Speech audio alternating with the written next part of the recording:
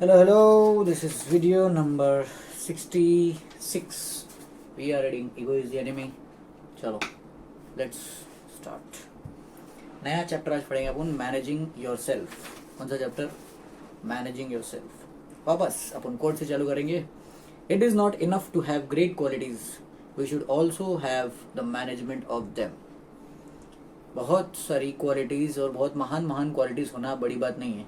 बड़ी बात नहीं है, ये है नहीं है, ये है. बड़ी बात क्या है मालूम है? कि इतना ज़्यादा अच्छा क्वालिटी होने के बाद उसको मैनेज कैसे करो, that is the main thing. किसने बोला? L.A. Rochefoucauld.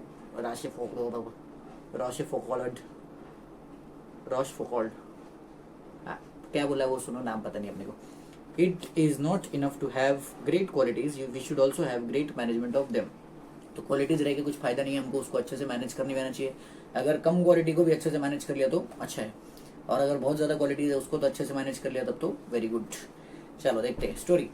In 1953 Dwight D. Eisenhower returned from his inaugural parade and entered the White House for the first time as president late in the evening. तो story कब का है? 1953. किसके बारे में? Dwight D. Eisenhower. इसका क्या हुआ? ये शाम को लेट पहुंचे अपने ऑफिस में, क्योंकि वो दिन भर इनॉग्रल परेड में थे, क्योंकि पहली बार प्रेसिडेंट बने थे यूएसए के.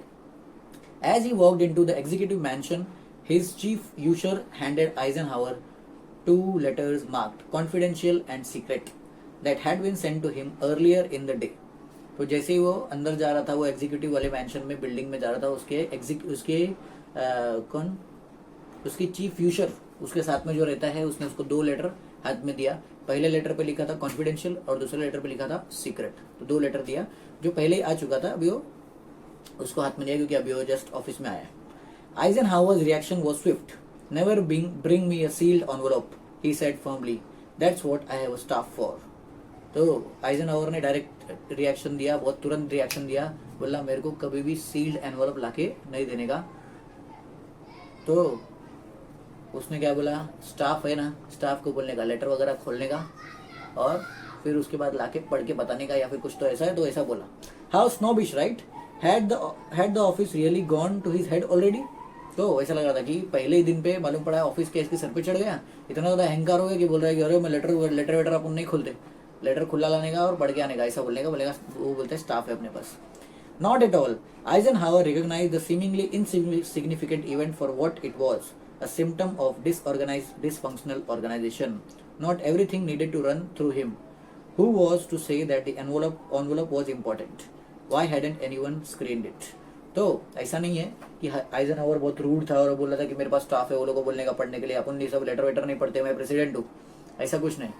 उसको आइजनहावर को क्या दिखा कि ऑर्गेनाइजेशन क्या है, बहुत ज़्यादा अनऑर्गेनाइज्ड है. अपना बोलने के लिए तो व्हाइट हाउस है और बोलने के लिए वो सब कुछ कंट्रोल में है, लेकिन जब ऐसी छोटी सी छोटी चीज़ें हो रही है, क्या हुआ याद है? वो क्या हुआ था? लेटर पे क्या लिखा था? कॉन्फिडेंशियल और सीक्रेट. तो जिसने लेटर भेजा है वो कैसे बताएगा कि कॉन्फिडेंशियल ये है या सीक्रेट है?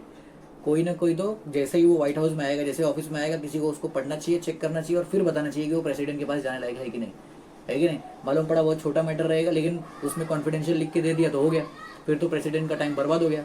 तो वैसा उस मैटर में उसने बोला कि मेरे सामने कभी भी सील्ड एनवलप लाने का नहीं, पहले एनवलप खोलो, पढ़ो, उसके बाद जरूरी लगे तभी मेरे पास लेके आने का.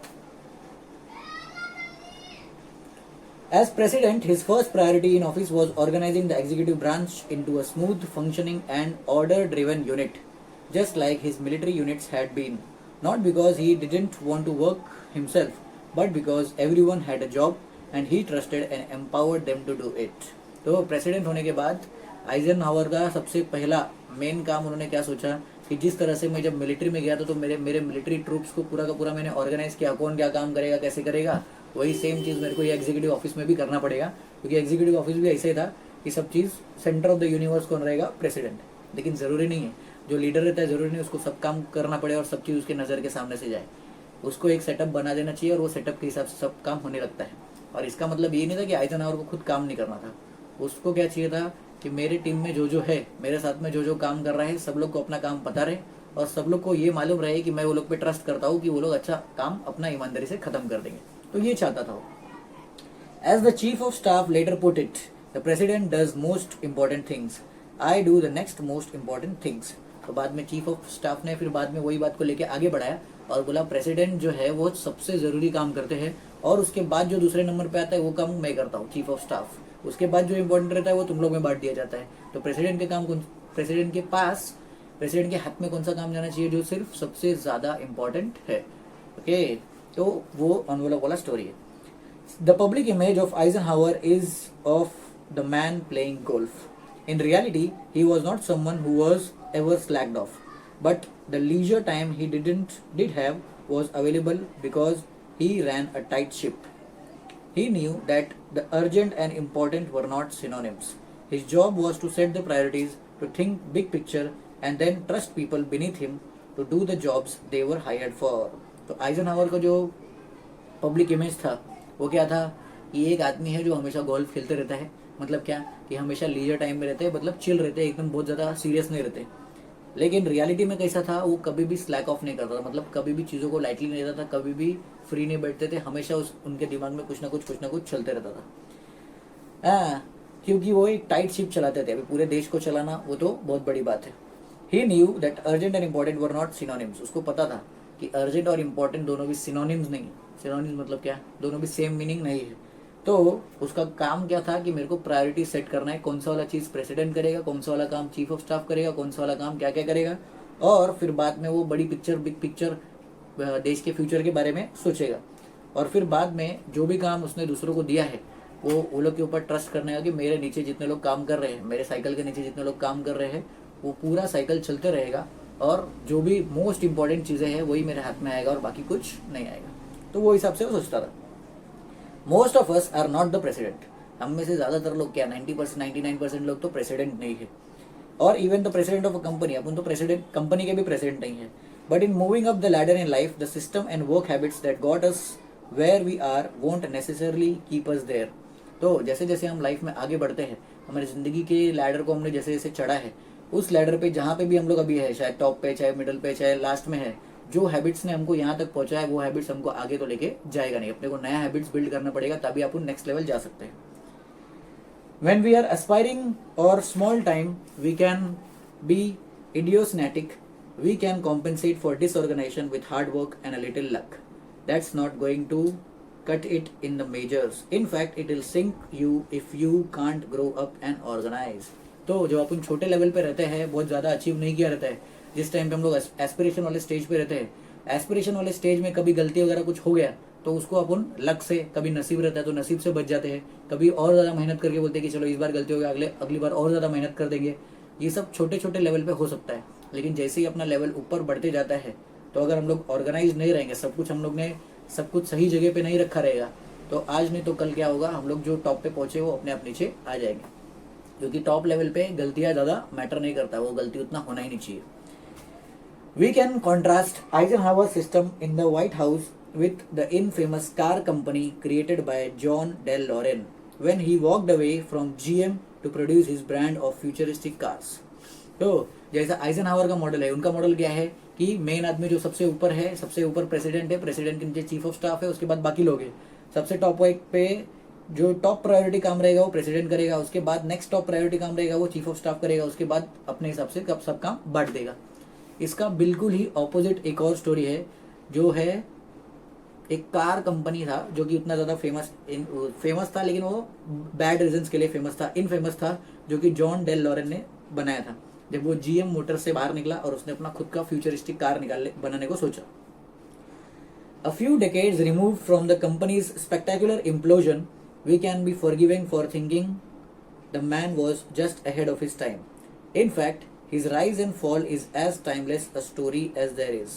Power-hungry narcissist undermine his own vision and loses millions of dollars of other people's money in the process. तो 10-20 साल के बाद कंपनी के अंदर इम्प्लोजन हो गया। क्या हो गया? इम्प्लोजन मतलब क्या, कंपनी अंदर से ही ब्लास्ट हो गया उसके अंदर।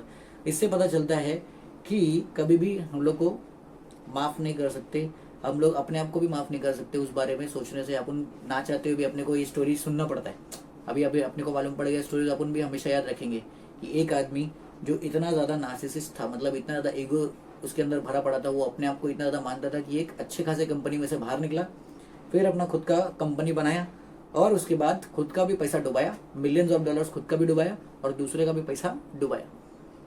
क्यों? क्योंकि उसको हार्डवर्क नहीं करने का था, उसको कुछ ज़्यादा ही नया फ्यूचरिस्टिक कार, फ्यूचरिस्टिक कुछ बिल्ड करना था। अगर बिल्ड कर लिया होता तो अलग स्टोरी था, लेकिन हुआ क्या, इम्प्लोजन हो गया और सब कुछ बर्बाद हो गया, खुद का भी पैसा डुबाया, दूसरे का भी पैसा डुबाया। DeLorean was convinced that the culture of order and discipline at GM had held brilliant creatives like himself down. तो DeLorean को क्या लगता था कि इतना ज़्यादा क्रिएटिव हूँ मैं और मेरे को ये लोग GM मोटर वाले, ये लोग मेरे को अच्छे से काम करने देते, मेरे को फ्रीडम नहीं देते, ऐसा उसको लगता था। When he set out to found his company, he deliberately did everything differently, flouting conventional wisdom and business practices. तो जब उसने बोला कि मैंने अब मैं GM मोटर में अपन काम नहीं करेंगे, अपन खुद का बिजनेस स्टार्ट करेंगे, खुद का बिजनेस स्टार्ट किया, तो वो लोग को नीचा दिखाने के चक्कर में इसने इतना ज़्यादा सब कुछ अलग ही करना शुरू कर दिया, सब कुछ ऑपोजिट करना शुरू कर दिया कि बेसिक चीज़ में इसने ऑपोजिट कर दिया। तो the result was not the free willing creative century that DeLorean naively envisioned. तो जैसा उसने सोचा था, उसने क्या सोचा, मैं अलग से एक सेंचुरी टाइप बनाऊंगा जहाँ पे फ्यूचरिस्टिक कार्स होगी जो सब लोग देखने के लिए आएंगे, जैसे वाइल्ड लाइफ सेंचुरी होता है जहाँ पे सब लोग देखने के लिए आते हैं। उसने सोचा था अपन भी ऐसे कुछ बनाएंगे, लेकिन ऐसा हुआ क्या? बिल्कुल नहीं। The result was not free willing, it was instead an overbearingly political, dysfunctional and even corrupt organization that collapsed under its own weight, eventually resorting to criminality and fraud and losses of some $250 million.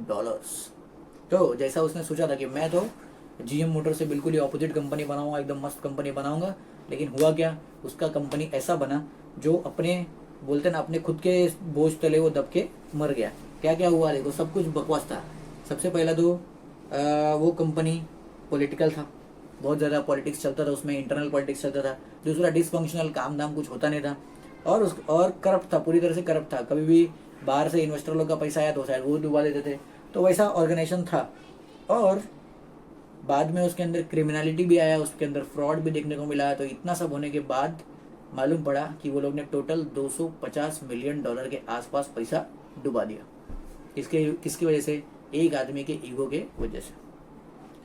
The DeLorean failed both as a car and as a company because it was mismanaged from top to bottom with an emphasis on the mismanagement at the top by the top. तो DeLorean जो था वो car भी fail हो गया और वो company भी फेल हो गया, क्योंकि सब जगह पे उस पर मिसमैनेजमेंट देखने को मिला था। शुरुआत में जो एकदम टॉप पे था वो भी मिसमैनेज करता था, उसके बाद वाले भी मिसमैनेज करते थे, सब कुछ मिसमैनेज होता था, कुछ भी ढंग से मैनेज हुआ नहीं था, वो पूरा फेल हो गया। That is, DeLorean himself was the problem. Compared to Eisenhower, he worked constantly with very different results. अगर आइजनहावर से देखेंगे, आइजनहावर जो प्रेसिडेंट थे वो भी काम करते थे और ये DeLorean भी काम करता था, लेकिन इनका रिजल्ट कुछ और निकला, इसका रिजल्ट कुछ और निकला। इसमें क्या था, ये आइजनहावर क्या बोलते थे, मैं वही काम करूंगा जो सुपर इंपॉर्टेंट है, लेकिन आइजनहावर का बोलता था, दूसरा DeLorean क्या बोलता था कि अपन वही करेंगे जो मैंने सोचा है। तो मैंने सोचा है मतलब क्या, सब काम कौन करेगा? मैं ही करूंगा, तो बाकी चीजें दूसरे पे थमा दिया तो गया, ऐसा हो जाता था। As one executive put it, DeLorean had the ability to recognize a good opportunity, but he didn't know how to make it happen. तो एक एग्जीक्यूटिव जो उसके कंपनी में काम करता है DeLorean के, उसने बताया बाद में, जब उससे पूछा गया कि आपको क्या लगता है किस वजह से फेल हुआ, तो उसने क्या बोला, DeLorean बहुत अच्छा है, उसको प्लान बनाना आता है, उसको एनविजन करना आता है, फ्यूचरिस्टिक सोच है उसका, लेकिन वो काम को इम्प्लीमेंट कैसे करते, कंप्लीट कैसे करते हैं, वो DeLorean को नहीं आता।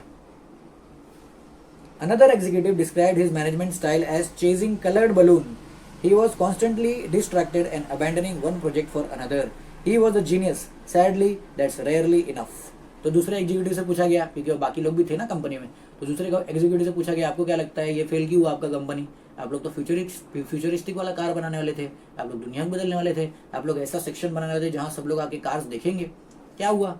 तो उसने क्या बोला, हमारे जो एग्जीक्यूटिव साहब, हमारे जो मेन है DeLorean साहब, वो क्या है, वो कलर्ड बलून को चेस करते हैं। कलर्ड बलून को बच्चे लोग कैसे चेस करते हैं कि एक कलर का बलून चेस किया, फिर उसके बाद उसको छोड़ दिया, दूसरा बलून पकड़ लिया, फिर दूसरा पकड़ लिया, फिर दूसरा पकड़ लिया।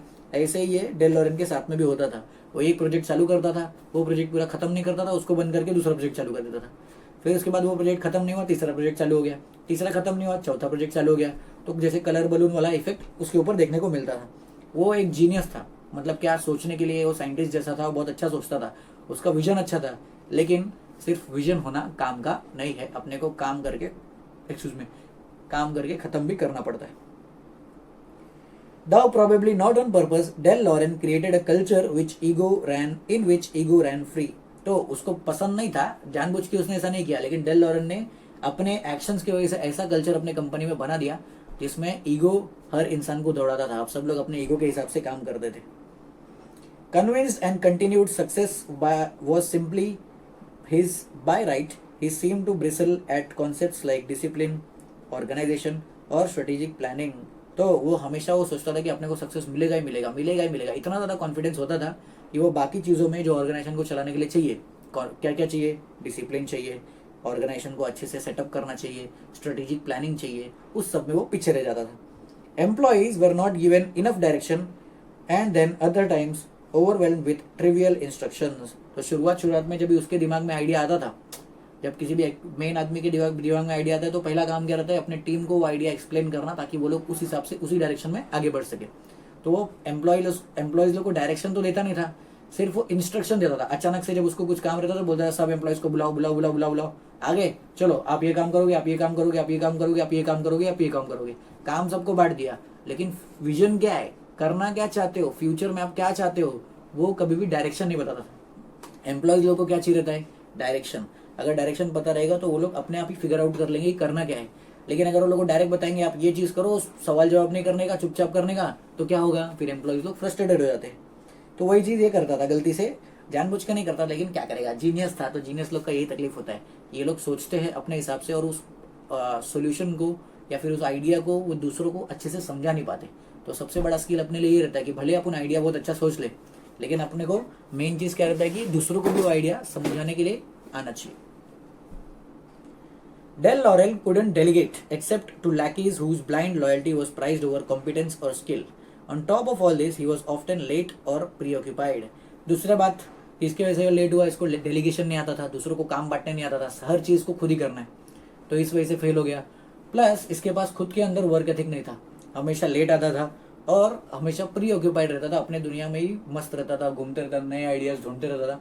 और फिर वो कहीं पे भी अगर मीटिंग में बैठा है वहाँ पे प्रेजेंट नहीं रहता था। प्रेजेंट मतलब बोलने के लिए बैठा है, लेकिन देख रहे तो अपने दिमाग में ख्यालों में ही खोया हुआ है। तो ये भी एक मेन पॉइंट था जिसकी वजह से फेल हुआ। Executives were allowed to work on extra curricular activities on the company dime, encouraged specifically to chase side projects that benefited their boss at the expense of the company.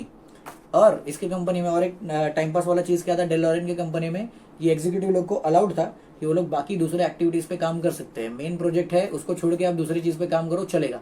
अगर आपके boss को अच्छा लग रहा है, आपके boss का future project होगा, क्योंकि उसको तो बलून उड़ाना अच्छा लगता था, एक बलून पकड़ लिया, फिर दूसरा बलून पकड़ लिया, फिर तीसरा पकड़ लिया, तो पहले वाले बलून के ऊपर 5 एग्जीक्यूटिव अगर काम कर रहे हैं और फिर उसके बाद बॉस को दूसरा बलून अच्छा लग गया तो सबको उधर भगा देता था कि जाओ एक्स्ट्रा करिकुलर एक्टिविटीज़ करो, ये प्रोजेक्ट छोड़ दो। तो ऑर्गेनाइजेशन चलेगा क्या, ऐसा नहीं चलेगा। That was a problem. As a CEO, DeLorean often bent the truth to investors, fellow officers and suppliers, and this habit was contagious throughout the company. CEO होने के नाते और एक इसका bad habit, DeLorean CEO था। अभी CEO को क्या होना चाहिए, इन्वेस्टर्स के साथ में ऑनेस्ट रहना चाहिए कि हम लोग ये काम कर रहे हैं, ये 4-5 प्रोजेक्ट पे काम कर रहे हैं, अपना ऐसा होने वाला है, फ्यूचर में ये चीज़ होगा। लेकिन क्या करता था, जो इन्वेस्टर लोग रहते थे वो लोग को बेंड करके ट्रूथ बताता, मतलब आधा सच बताता था, अपने ऑफिसर लोग को भी आधा सच बताता था, सप्लायर्स को भी आधा सच बताता था। और इस वजह से क्या होता था, ये हैबिट उसका कंटेजियस हो गया पूरे ऑर्गेनाइजेशन में। उसके ऑर्गेनाइजेशन वाले लोग भी यही करते थे।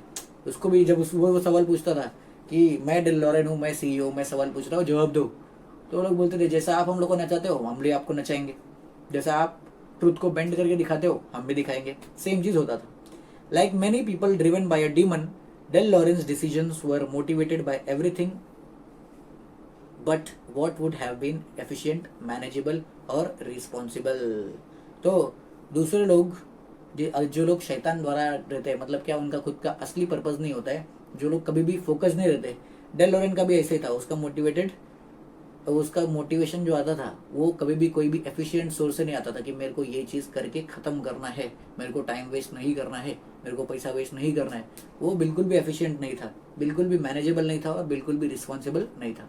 उसके पास भी अगर कोई जाता बोलता मैं एक काम करता हूँ, आपका पूरा सेटअप ऑर्गेनाइज कर देता, वो बोलता नहीं नहीं हमको ऑर्गेनाइजेशन नहीं चाहिए, जैसा चल रहा है चलने दो, ऐसा बोलता था। Instead of improving or fixing GM system, it's as if he threw out order altogether. What ensued was chaos in which no one followed the rules, no one was accountable, and very little got done. तो वो क्या सोचता था कि GM का system improve करने के बजाय, कभी भी क्या होता है हम लोग पुराना कोई कंपनी छोड़ के निकलते हैं तो अपन क्या सोचते हैं कि हमारा जब कंपनी होगा तो हम लोग उससे ज़्यादा अच्छा काम करेंगे, ज़्यादा बेटर काम करके दिखाएंगे, जिससे अपने का और रिजल्ट मिलेगा। लेकिन वो जीएम का सिस्टम इम्प्रूव करने के बजाय वो क्या करता था, सीधा सीधा इंस्ट्रक्शन देता था, और इस वजह से क्या होता था, केओस फैल जाता था। एक इंस्ट्रक्शन दिया कि ये काम खत्म होना चाहिए तो सब लोग उसी काम पे उड़ी मार देते थे। अब केओस हो जाएगा, और केओस होने के बाद क्या होता था, कोई भी रूल फॉलो नहीं करता था, कोई भी अकाउंटेबल नहीं होता था कि अगर काम खत्म नहीं हुआ तो किससे बात करूँ, क्योंकि काम तो उसने सबको दे दिया, बोला सब लोग मिल के इसको खत्म करो, तो सब लोग मिल के खत्म करो। अभी किसी एक स्पेसिफिक इंसान को रिस्पॉन्सिबल नहीं बनाया, तो जब काम खत्म नहीं होगा तो कोई भी अकाउंटेबल नहीं होता था, और बहुत कम काम उसके यहाँ पे होता था, तो प्रोडक्टिविटी लेवल भी बहुत नीचे था। The only reason it didn't collapse immediately was that Del Lauren was the master of public relations, a skill that held the whole story together until the first faulty cars came off the assembly line. तो अभी इतना सब होने के बावजूद भी अगर अपन सोचेंगे कि कंपनी चल कैसे रहा था, वो ये था कि डेल लॉरेन के पास एक बहुत अच्छा स्किल था, जो कि उसका प्लस पॉइंट था, वो था आर्ट ऑफ पब्लिक रिलेशंस। उसको पब्लिक रिलेशंस पीआर गेम खेलना बहुत अच्छे से आता था, तो इसके लिए वो पीआर गेम खेल के इन्वेस्टर्स को मैनिपुलेट करते रहता था और वो लोग से पैसा लेते रहता था। इसके लिए कोई बड़ा फेलियर वो लोग को दिखा नहीं तब तक जब तक पहले फॉल्ट्री कार्स असेंबली लाइन से बाहर नहीं आए। जब मार्केट में कार्स आने लगे उसके बाद लोगों को पता चला कि इसका काम ढंग का नहीं है। Not surprisingly the cars were terrible. अभी कार्स बाहर आई तो आप लोगों को क्या लगता है कैसा कार्स रहेगा, बहुत बकवास कार था, क्योंकि कोई भी अकाउंटेबल ही नहीं है, सब लोग मिलजुल के काम नहीं कर रहे हैं, कोई भी कोऑर्डिनेशन नहीं है, ना प्लानिंग है, ना ऑर्गेनाइजिंग है, ना स्टाफिंग है, ना डायरेक्टिंग है, कुछ भी नहीं है, बस बोल दे रहे जाओ मजदूरों लग जाओ, तो फिर नहीं होने वाला हो। तो कार्स तो बकवास थी जब भी आई, दे डिडंट वर्क। जैसा वो फ्यूचरिस्टिक कार का मॉडल बनाया था वो मॉडल पूरा फेल हो गया और कार्स काम ही नहीं करती थी। Cost per unit was massively over budget. एक कार बनाने के लिए जितना कॉस्ट लगना चाहिए वो बहुत ज्यादा ओवर बजट जा रहा था। दे hadn't secured enough dealers, plus वो लोग के पास डीलर्स भी नहीं थे जो उनका कार बेच सके। They couldn't deliver cars to the ones they had. The launch was a disaster. DeLorean motor company never recovered. और प्लस उनके पास पहली बात तो फॉल्टी कार्स, दूसरी बात वो लोग के पास इतने ज़्यादा डीलर्स भी नहीं थे कि वो लोग अपने जितना इन्वेस्टमेंट किया है, जितना कॉस्ट लगा है उसको रिकवर कर सके। जितने डीलर्स थे वो लोग बोलते थे चलो ठीक है लेके आओ आपका कार, आपको देखते हैं बेचेंगे तो बेचेंगे, लेकिन वो लोग टाइम पे, ये डेल लॉरेन की कंपनी टाइम पे डिलीवरी भी नहीं दे पाती थी। अब डिलीवरी भी नहीं दे पा रही है, तो जैसे ही कंपनी लॉन्च हुआ पूरा का पूरा फेल हो गया और आज तक वो कंपनी रिकवर नहीं कर पाया।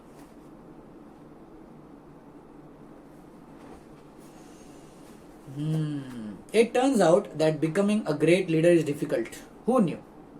और बाद में इतना सब करने के बाद डेल लॉरेन जो कि जीएम मोटर कंपनी से निकला था, इतना सारा नाटक करने के बाद बोलते हैं अरे मैंने तो सोचा था कि अच्छा लीडर बनना आसान है, लेकिन ये तो बहुत मुश्किल है, मुझे तो पता ही नहीं था। किसने सोचा? DeLorean. DeLorean couldn't manage himself and so he had trouble managing others and so he managed to fail both himself and the dream. तो प्रॉब्लम कहाँ आया कि डेल लॉरेन को खुद को ही मैनेज करना नहीं आता था, वो खुद ही टाइम पे नहीं रहता था, हमेशा डिसऑर्गेनाइज रहता था, एक टास्क पे पूरा फोकस नहीं कर पाता था, और इस वजह से क्या हुआ, जब वो खुद को मैनेज नहीं कर पाता था तो दूसरों को भी मैनेज नहीं कर पाया, दूसरों को मैनेज नहीं कर पाया तो इस वजह से वो भी फेल हुआ, और उसका जो सपना था कि मैं जीएम मोटर कंपनी से बाहर निकल के अपना खुद का ही कंपनी बनाऊंगा, फ्यूचरिस्टिक कार्स बनाऊंगा और सक्सेसफुल होऊंगा, वो भी पूरा का पूरा फेल हो गया। तो all boils down to managing ourself. हमको खुद को मैनेज करना आना चाहिए, वही जो अपने चैप्टर का नाम है, मैनेजिंग वन सेल्फ। सेम चीज अगर इसका ऑपोजिट अपन देखेंगे, वो प्रेसिडेंट, इसके बारे में हम लोग ने बात किया था, उनके अंदर डिसिप्लिन कैसे था, क्योंकि वो पहले तो मिलिट्री में थे, मिलिट्री में पहला चीज वही सिखाया जाता है, डिसिप्लिन। तो discipline is super important. Management, that's the reward for all your creativity and new ideas. Becoming the man, yes, in the end we all face becoming the adult supervision we originally rebelled against. Yet often we react petulantly and prefer to think, now that I am in charge, things are going to be different. तो management, तो हमारे creativity और हमारे ideas, हमारे अंदर जितने भी नए नए आइडियाज़ आते हैं उन सबको रियलिटी में लाने का जो एकमात्र तरीका है, दैट इज़ मैनेजमेंट। और मैनेजमेंट जब तक नहीं होगा तब तक वो आइडियाज़ कंप्लीट नहीं होगा। पहले जब हम लोग दूसरे के अंडर में काम करते हैं, दूसरे के मैनेजमेंट में काम करते हैं, तो ऐसा लगता है कि हमारे सर पे कुछ तो रखा हुआ है, हमारे गर्दन पे तलवार लटक रही है, इधर से जैसे ही निकल जाऊंगा सब कुछ ठीक हो जाएगा। लेकिन निकलने के बाद भी कुछ ठीक नहीं होता है तब तक जब तक हम लोग खुद को मैनेज करना नहीं सीखते। तो ये बहुत ज़्यादा ज़रूरी है कि, और फिर टाइम टू टाइम क्या होता है, अपन जब वहाँ से निकले तो हम लोग ने जो सुपरवाइजर को बोला था कि ये सुपरवाइजर कुछ काम का नहीं है, अब मैं जब सुपरवाइजर बनूंगा, मैं जब इंचार्ज बनूंगा तो अपन सब करके दिखाएंगे। लेकिन होता क्या है, जब अपन इंचार्ज बनते हैं तो हम भी उसी लूपहोल में फंस जाते हैं और फिर ना ही हम खुद को मैनेज कर पाते, ना ही अपने टीम को मैनेज कर पाते, तो बकवास हो जाता है, फिर उसके रिजल्ट्स नहीं मिलते। Yet we often petulantly prefer to think, now that I'm in charge, things are going to be different. Think about Eisenhower. He was the damn president, the most powerful man in the world. He could have kicked back and done things how he liked. सोचो, Eisenhower के बारे में सोचो, इसका opposite में, वो तो America का प्रेसिडेंट था, और अमेरिका वाले मानते कि अमेरिका का प्रेसिडेंट मतलब पूरी दुनिया का मोस्ट पावरफुल मैन, वो तो जो चाहिए वो दूसरे से करवा सकता था। लेकिन फिर भी उसके पास सीन क्या था, if he was disorganized, people would have just had to deal with it. There have been plenty of those presidents before, yet he wasn't. अगर वो इसके जैसा कोने डेल लॉरेन की तरह अनऑर्गेनाइज होता तो कोई उसके बारे में कुछ कर नहीं सकता था, क्योंकि बाकी पहले भी अमेरिका के लोगों ने ऐसे प्रेसिडेंट के साथ में डील किया है, वो लोगों को झेला है कि वो प्रेसिडेंट लोग अच्छे से ऑर्गेनाइज नहीं रहते थे, बस नाम डिसिप्लिन में नहीं रहते थे, वो सब था, तो वो लोगों को पता है। लेकिन क्या है, आइजनहावर डिसिप्लिन था, वो अपने आप को मैनेज करना जानता था। तो that was the main turning point कि डेल लॉरेन गाय को हार गया क्योंकि वो अपने आप को मैनेज करना नहीं जानता था। आइजनहावर क्यों सक्सेसफुल हुआ, क्योंकि वो अपने आप को मैनेज करना जानता था। He understood that order and responsibility were that the country needed, and that this far outweighed his own concerns. तो वो उसने क्या सोचा, ये अपना आइजनहावर ने, उसने बोला कि अभी देश को ये जरूरी है कि ऑर्डर में सब कुछ होना चाहिए। ऑर्डर मतलब क्या, लाइन बाय लाइन, जिसका जो काम है वही करेगा, हर चीज़ का एक जगह होना चाहिए और हर चीज़ अपनी जगह पे होना चाहिए, तो वो ऑर्डर आना चाहिए। लेकिन इसमें डेल लॉरेन ने क्या सोचा, कोई चीज़ ऑर्डर की ज़रूरत नहीं है। ऑर्डर मतलब ऑर्डर वाला ऑर्डर नहीं, ऑर्डर मतलब कोई चीज़ ज़रूरी नहीं कि हम लोग हर चीज़ का एक फिक्स जगह बना दे, ये वो काम खत्म होना चाहिए बस, वो ऐसा उसका था, तो वो प्रॉब्लम था। ठीक है, as you become successful in your as you become successful in your own field, your responsibilities may begin to change. अभी मैसेज कि अपन जब धीरे धीरे अपने फील्ड में सक्सेसफुल बनते जाएंगे तो हमारा खुद का रिस्पॉन्सिबिलिटी धीरे धीरे बदलना शुरू हो जाता है। Days become less and less about doing and more about making decisions. तो जैसे जैसे हम सक्सेसफुल होते हैं अपने दिन में, हमारा जो पूरा दिन होता है, शुरुआत में जब अपन सक्सेसफुल नहीं होते उस टाइम पे मेन चीज़ क्या रहता है कि अपन क्या करें, ज़्यादा से ज़्यादा काम करें और कम से कम डिसीजन लें। लेकिन जैसे जैसे अपन सक्सेसफुल होते हैं उसमें पूरा का पूरा गेम चेंज हो जाता है। अब जो हम सक्सेसफुल हो चुके हैं इस टाइम पे मेन चीज़ क्या है कि अपन काम थोड़ा कम करेंगे और डिसीजन थोड़ा ज़्यादा लेंगे कि कौन सा वाला चीज़ मोस्ट हाईएस्ट प्रायोरिटी पे है, फिर कौन सा नंबर 2 पे है, कौन सा नंबर 3 पे है, कौन सा नंबर 4 पे है, कौन सा नंबर 5 पे है। तो डिसीजन लेने पे ज़्यादा फोकस होता है जब हम लोग थोड़ा बहुत सक्सेसफुल हो जाते हैं। Such is the nature of leadership. Leadership का नेचर यही है कि हमको डिसीजन ज़्यादा लेना होता है और काम थोड़ा कम करना होता है। दिस ट्रांजिशन रिक्वायर्स री evaluating and updating your identity. इस ट्रांजिशन, यही वो चेंज है जिसके बारे में हम लोग पहले बात कर रहे थे कि जब सक्सेस मिलता है तो हमको क्या करना पड़ता है, अपने पुराने हैबिट्स को चेंज करना पड़ता है। पुराना अपना हैबिट क्या था, हार्डवर्क, मैं दिन भर काम करते रहूँगा या दिन भर काम करते रहूँगी। लेकिन अब जब हम लोग के पास सक्सेस आ गया, जब अपन लीडरशिप के पोजीशन पे है, तो अपना काम क्या है, डिसीजंस लेना और सिस्टम और प्रोसेस बनाना, जिससे क्या होगा, बाकी लोग काम करेंगे और अपन मैनेज करेंगे। It requires a certain humility to put aside some of the more enjoyable or satisfying parts of your previous job. तो हमारे अंदर ह्यूमिलिटी होना चाहिए, थोड़ा हम्बल बिहेवियर होना चाहिए, तभी जाके हम लोग पुराना जॉब जो था, जब हम लोग सक्सेसफुल नहीं थे, जब अपने को लीडरशिप वाला पोजीशन नहीं मिला था, उस टाइम पे थोड़ा एंजॉयमेंट वाला जॉब था, वो करने में बड़ा मजा आता था, तो उसको छोड़ना पड़ता है, तभी जाके हम लोग नए वाली चीज़ पे, नए वाली रिस्पॉन्सिबिलिटी और नए वाले हैबिट्स को अक्वायर कर सकते हैं। नहीं तो उसी कंफर्ट जोन में फंसे रहेंगे तो नया वाला लीडरशिप अपन कैरी आउट नहीं कर सकते। तो दैट इज वन.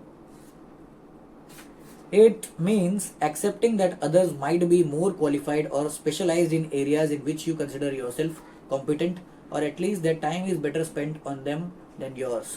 तो अभी लीडरशिप में आने के बाद हमको ये मानना रहता है कि जिसको हम लोग सोचते थे कि इसको ये काम अपन और अच्छे से कर सकते हैं, वो डेलीगेट करके हम लोग को दूसरों पे ट्रस्ट करना चाहिए. जो हमारे नीचे है, जो हमारे टीम में काम कर रहे हैं, वो लोग को काम दे के हम लोग को ट्रस्ट करना चाहिए कि ये आदमी इसके ऊपर ज़्यादा टाइम बिताएगा, काम अच्छे से करके देगा, वो छोड़ो. क्योंकि अपन तो अभी कौन से वाले लेवल पे है, लीडरशिप के लेवल पे है, तो अपन उतना टाइम उस काम को नहीं दे पाएंगे जो पहले दे पाते थे, क्योंकि अपने को बाकी भी चीज़ देखने का है ना. इसके लिए वो डेलीगेशन होता है कि सामने वाला एक काम पे ज़्यादा टाइम बिताएगा तो ज़्यादा अच्छे से बेटर तरीके से करके दे सकता है. कितना परफेक्ट काम करके देगा वो तो बाद में पता चलेगा कि हम जैसे करते थे उससे ज़्यादा बेटर होगा या फिर वर्स होगा. लेकिन मेन चीज़ क्या है कि सामने वाला अपने से ज़्यादा टाइम उस पर खर्चा करेगा तो ज़्यादा वो समझ में आएगा, उसको वो अच्छे से बेटर तरीके से कर सकता है. इसके लिए डेलीगेशन ज़रूरी है. हर चीज़ अपन अपने हाथ में लेके रखेंगे तो अच्छा नहीं है. Yes, it would be more fun to be constantly involved in every tiny matter and might make us feel important to be the person called up to put out fires. तो जब अपन लीडरशिप की position पे होते हैं तो बहुत अच्छा लगता है, अपने को ईगो बूस्ट मिलता है कि मैं लीडरशिप पोजीशन पे हूँ, जहाँ भी कुछ प्रॉब्लम हुआ मेरे को फटाफट फटाफट बुलाया जा रहा है. वो देख के बहुत अच्छा लगता है कि वाह मेरे को बुलाओ. और हम लोग जाके सब लोग को बोलते भी, कुछ भी प्रॉब्लम हो मेरे को बोलना, कुछ भी प्रॉब्लम हो मुझे बोलो, कुछ भी प्रॉब्लम हो मुझे बोलो. लेकिन वो अपने ईगो को अच्छा लगता है. अभी क्या है, इसमें वापस से वो प्रेसिडेंट आइजनहावर का फिर कोट आ जाता है. उसने क्या बोला कि कभी भी मेरे को बंद एनवलप देने का नहीं, पहले आप लोग पढ़ो, जो स्टाफ है, जिसके लिए मैंने स्टाफ है वो पढ़ो, बहुत ज़्यादा इंपॉर्टेंट लगेगा तभी मेरे पास लेके आने का, नहीं तो मैं सब काम करने के लिए बैठा हो गया नहीं. तो वैसे ही हम लोग को भी सोचना रहता है. ये पब्लिक एक्सपेक्ट कर, हम लोग को लगता है कि अरे सब लोग बुलाए बुलाए बुलाए मुझे सोल्यूशन ढूंढने के लिए, लेकिन अपने को क्या करना है, कम चीज़ों पे फोकस करना है, लेकिन जो ज़्यादा इंपॉर्टेंट है उस पर फोकस करना है. Number of work should be reduced but the priority of work should be increased. ऐसा. The little things are endlessly engaging and often flattering when you think the big picture can be hard to discern. It is not always fun but it is the job. तो जो छोटी छोटी चीज़ें होती है वो क्या है, वो एंडलेसली एंगेजिंग होती है, हमेशा हम लोग उसमें एंगेज रहते हैं और फन होती है.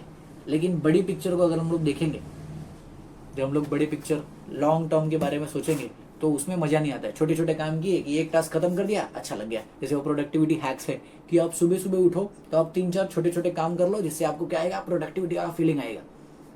वो अच्छा है शुरुआत के लिए. लेकिन जब हम लोग लॉन्ग टर्म विजन के हिसाब से सोचते हैं तो अपने को क्या करना रहता है, ऐसे काम करना पड़ता है जो अपने को करना इंटरेस्टिंग नहीं लगता, बोरिंग काम करने पड़ते हैं. और वो बोरिंग काम करने के बाद ही अपने को क्या लगता है कि अरे ये काम नहीं करना चाहिए, नहीं करना चाहिए, नहीं करना चाहिए. लेकिन वो लॉन्ग टर्म विजन में वो काम आता है. छोटे छोटे काम अपने को चुपचाप दूसरे को ट्रांसफर कर देना चाहिए, भले अपने को कितना भी पसंद हो. Simple. If you don't think big picture because you are too busy playing the boss man, who will. तो अगर अपन बिग पिक्चर के बारे में नहीं सोचते, अपन बड़े पिक्चर के बारे में नहीं सोचते, तो फिर क्या कर रहे हैं हम लोग, क्या कर रहे हैं, वो बॉस मैन खेल रहे हैं. बॉस मैन मतलब क्या, बस शो ऑफ कर रहे हैं कि हम लोग बॉस है और हर चीज़ को दिखा रहे कि अरे कुछ भी प्रॉब्लम होगा मेरे को बुलाओ. छोटे से छोटी बात के लिए भी आप मुझे बोल सकते हो, अरे नहीं बोल सकते, मुझे बड़ी प्रॉब्लम्स पे फोकस करना है. छोटे छोटे प्रॉब्लम को सॉल्व करते रहेंगे तो फिर बाकी लोग करेंगे क्या, सब आप ही सॉल्व करेंगे? नहीं.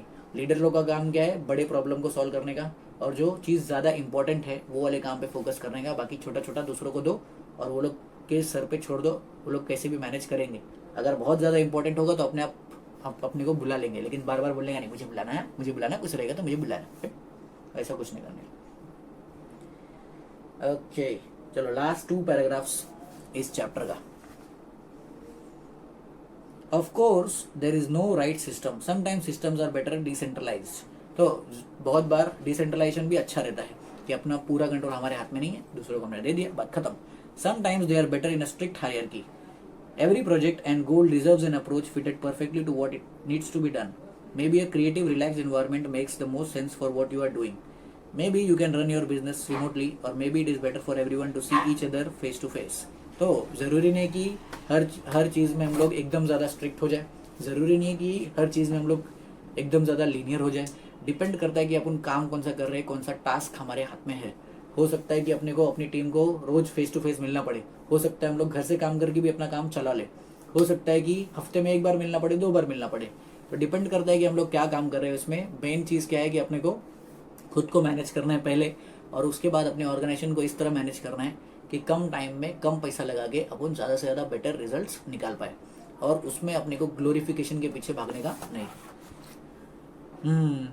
What matters is that you learn how to manage yourself and others. If before your industry eats you alive, micromanagers are egotists who can't manage others and they quickly get overloaded. Main बात जो अपने को सीखने का है इधर पे वो क्या है कि अपने आप को खुद को मैनेज करना आना चाहिए और दूसरों को मैनेज करना आना चाहिए। तो माइक्रो मैनेजर लोग होते हैं वो ईगो से भरे हुए रहते हैं, और वो या तो ना ही खुद को मैनेज कर पाते ना ही दूसरों को मैनेज कर पाते, तो वो लोग फंसे रह जाते हैं हमेशा माइक्रो मैनेजमेंट में। अरे ये इधर पे ये नहीं हो रहा है, उधर नहीं हो रहा है, वो देखो उधर पे कुछ नहीं हो रहा है, ये देखो इधर पे कुछ नहीं हो रहा है। तो कुछ नहीं हो रहा है तो आप क्या कर रहे हो, वो फिक्स अपने को पता होना चाहिए कि मेरे को करना क्या है। बाकी लोग अपना काम कर लेंगे, एंड ऑफ द डे जाके हम लोग सबसे रिपोर्ट ले लेंगे, ये काम बोला था हुआ कि नहीं, ये काम बोला था हुआ कि नहीं, ये काम बोला था हुआ कि नहीं, वो चेक कर लेंगे। लेकिन अभी फिलहाल के लिए हमको माइक्रो मैनेजिंग छोड़ना पड़ेगा। So the charismatic visionaries who lose interest when it is time to execute. Worse yet are those who surround themselves with yes men or psychophants who clean up their messes and create a bubble in which they can't even see how disconnected from reality they are. और दूसरा होता है इसी तरह से charismatic visionaries भी होते हैं अपने डेल लॉरेन जैसे, जो बहुत ज़्यादा विजनरीज बहुत ज़्यादा प्लानिंग कर लेते हैं और एग्जीक्यूशन के टाइम नाम पे कुछ नहीं कर पाते, वो बलून वाला गेम खेलते रह जाते हैं। एक काम करूंगा छोड़ दूंगा, दूसरा काम करूंगा, ये वाला प्रोजेक्ट छोड़ो तीसरा प्रोजेक्ट, ये प्रोजेक्ट छोड़ो चौथा प्रोजेक्ट, वैसे प्रोजेक्ट में लगे रहते हैं। और इससे भी बुरे जो सबसे बकवास वाले लीडर्स होते हैं वो कौन होते हैं मालूम है क्या? वो वाले लीडर्स होते हैं जिनके आसपास यस मैन भरे पड़े होते हैं, चापलूस वाले लोग रहते हैं, और वो चापलूसी करते करते वो लोग अपने लिए ऐसा बबल बना लेते हैं कि उनको पता ही नहीं चलता कि वो लोग रियलिटी से कितना डिस्कनेक्टेड है। तो मेन लेसन क्या है अपने लिए कि अपने आप को मैनेज करना आना चाहिए। जितना ज़्यादा अपन अपने आप को मैनेज करते जाएंगे उतना ज़्यादा हमारे पास दूसरों को मैनेज करने का भी एबिलिटी आते जाएगा। तो ये क्या है, एक क्रॉनिक, ये अपने आप ही वो फैल जाएगा आपके ऑर्गेनाइजेशन में। जैसे डेल लॉरेन के ऑर्गेनाइजेशन में क्या था, ये टाइम पे आता नहीं था, ढंग से ऑर्गेनाइज था नहीं, और ये कभी भी सच बोलता नहीं था अपने इन्वेस्टर लोग को। तो इसके ऑर्गेनाइजेशन में भी सेम चीज़ रेप्लिकेट हुआ कि हमारा बॉस ऐसा है तो अपन भी ऐसे ही रहेंगे। अगर इसका बिल्कुल ऑपोजिट अपन करेंगे, अपन अच्छे से अपने आप को ऑर्गेनाइज रखेंगे, अपना काम परफेक्ट रखेंगे, प्रायोरिटी सेट रखेंगे कि मैं ये 5 लेवल का काम ही करूंगा, बाकी काम ये दूसरा आदमी करेगा, बाकी काम ये तीसरा आदमी करेगा, ये फिक्स रहेगा, तो अपन क्या कर सकते हैं फिर और अच्छे बेटर रिजल्ट्स निकाल सकते हैं। और अपने अच्छे आदतों का मतलब प्रॉपर ये दिखेगा कि हमारा मैनेजर या हमारा लीडर अपने आप को देखो कितना अच्छा मैनेज करता है, अपने को भी ऐसा करना चाहिए। तो बाकी जो एम्प्लॉयज़ लोग हैं, टीम मेंबर्स लोग हैं, वो भी हमारे साथ में जुड़ जाते हैं अपने आप। वो करने की अपने को जरूरत नहीं पड़ती कि चलो काम करते हैं, वो सब करने की गरज नहीं, अपने आप सब लोग काम करना शुरू कर देते हैं और वो एक इफेक्ट बनते जाता है। फिर वो बोलते हैं रिपल इफेक्ट, कुछ तो ऐसा इफेक्ट रहता है, वो होते जाता है कि एक को देख के दूसरा कर रहा है सेम चीज़, दूसरे को देख के तीसरा कर रहा है, अपने आप वो पूरे ऑर्गेनाइजेशन में फैल जाता है। तो सवाल ये है कि अपन क्या करेंगे, कि अपन एक मिसमैनेज्ड ऑर्गेनाइजेशन बनाएंगे जहाँ पे सब लोग करप्ट है, जहाँ पे कोई किसी को अकाउंटेबिलिटी नहीं है, अगर कुछ काम गलत हो गया तो किसको पूछने का वो पता नहीं है, रिस्पॉन्सिबिलिटी कोई नहीं रहता। या फिर अपन खुद को ऐसा मैनेज करेंगे कि हम अपना ऑर्गेनाइजेशन भी मैनेज रहेगा और हर चीज़ के लिए एक जवाब देने वाला इंसान रहेगा, कुछ भी प्रॉब्लम हुआ तो उसको रिस्पॉन्सिबिलिटी लेने के लिए पब्लिक रहेगी। कैसा ऑर्गेनाइजेशन चाहिए? मेरे हिसाब से तो ये राइट साइड वाला है, क्योंकि खुद को मैनेज किया तो बाकी सब चीज़ ऑटोमेटिक मैनेज हो जाता है। नहीं तो अपन खुद को मैनेज करने का छोड़ के बाकी सब मैनेज करते रहेंगे तो एक काम भी नहीं होता है, बराबर। चलो, on that note, see you in the next video, bye bye.